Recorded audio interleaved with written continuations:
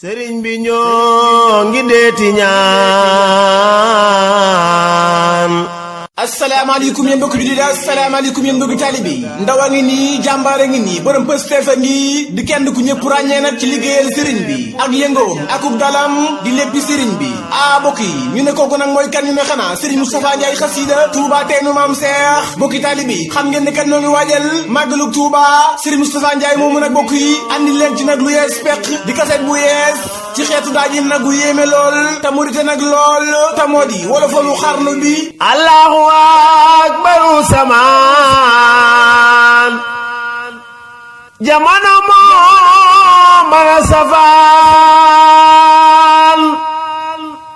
xewali daawalangaan ci ndabi mboolem xarnu bi akay ndaanaan xam ngeen ne nag ñëw na ci waxtoom kon nag mbokk yi seede baa ngi noonu le di seede bu yees feex nag boo xam ne Serigne Moustapha Ndiaye xasida Touba teenu maam Seex moom nag moo leen ko andil jàng ca nag wolofalu xarnu bi tuddee ko nag wattaayu màggal Touba seede baa ngi noonu yemb na nag ngir képp koo xam ne itoo na ko nag mën naa jokkoo ak Serigne Moustapha Ndiaye xasida Touba teenu maam Seex ci numéro bi 77 997 61 74 wala 76 888 88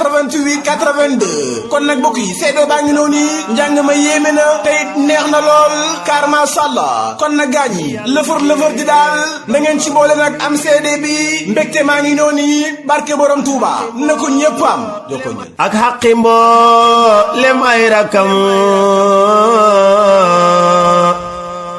ak xaqi seen bàyyi ñu am ak aqi Seexi Bamba am ndax yàlla na dal xarnu bi